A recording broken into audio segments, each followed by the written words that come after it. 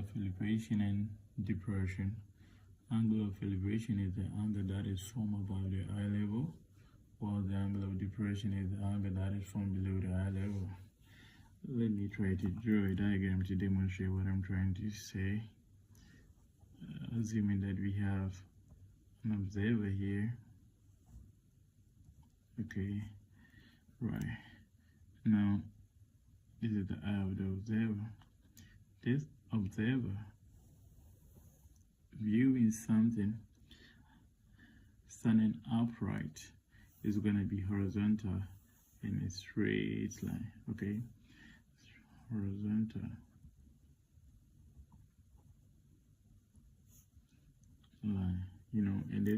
And this line is straight because light travels in a what? In a straight line.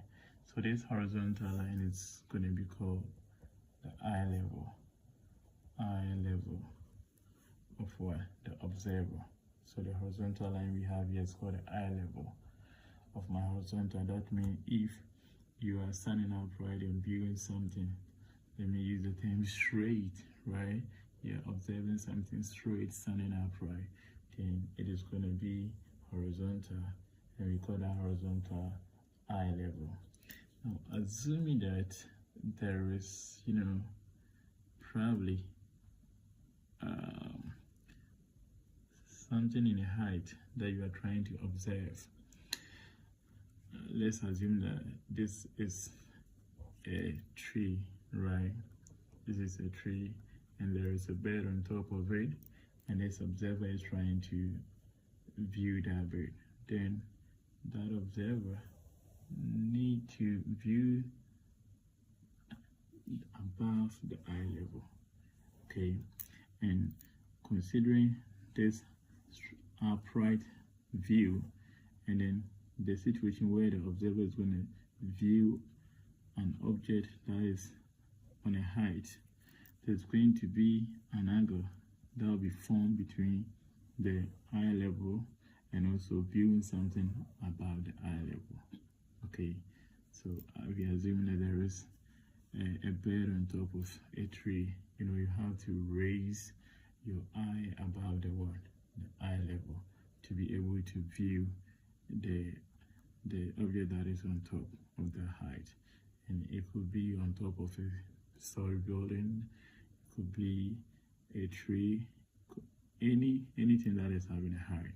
You have to raise your eye above the eye level before you'll be able to view things that are of above your height, right? Good. Now the angle that is formed between them is going to be called the angle of elevation. Okay, the angle that is formed between this upright or the eye level line and the line above the eye level is called the angle of what? Elevation. And again, assuming that this observer is on top of a story building, and then he or she is trying to view something that is on the ground. You're on a story building and you're trying to view something that is on a ground level, then you realize that you have to look downwards. Okay, and looking downwards, there's also going to be an angle that will be formed here. Okay, an angle is going to form between the eye level and then the downwards view. Okay, so viewing something downwards, the angle that is going to form there will be called angle of what? Depression. Angle of depression. Right. Now, looking at the angle of elevation and the angle of depression, if this is my upright view, the eye level view, when I'm trying to view something on top or above my eye level, the angle that is being formed is called angle of what? Elevation.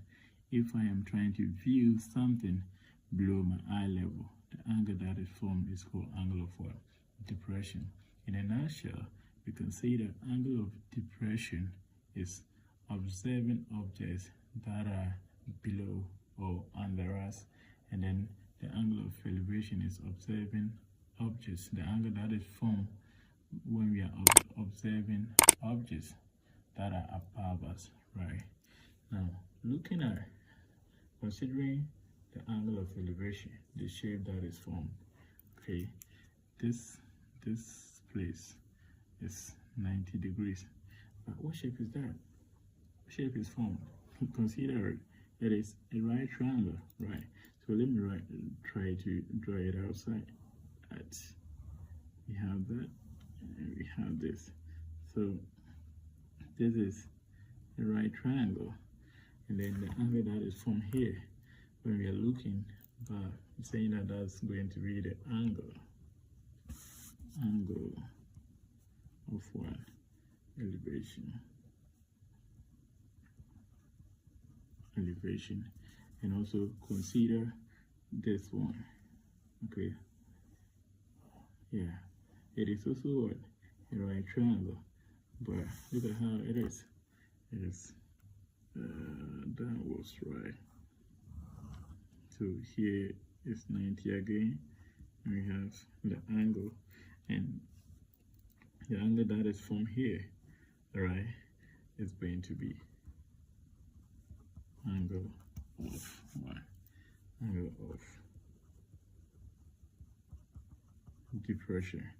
Now, one thing that I want us to note is that the angle of elevation and the angle of depression, they make use of the right triangle, of which we're going to apply the Pythagoras theorem and the basic trig functions in what? Solving or trying to determine any of the sides of the right triangle. So in the next video, we will try to solve an example of such. Thank you. If you find this video interesting, please subscribe to the channel for more research.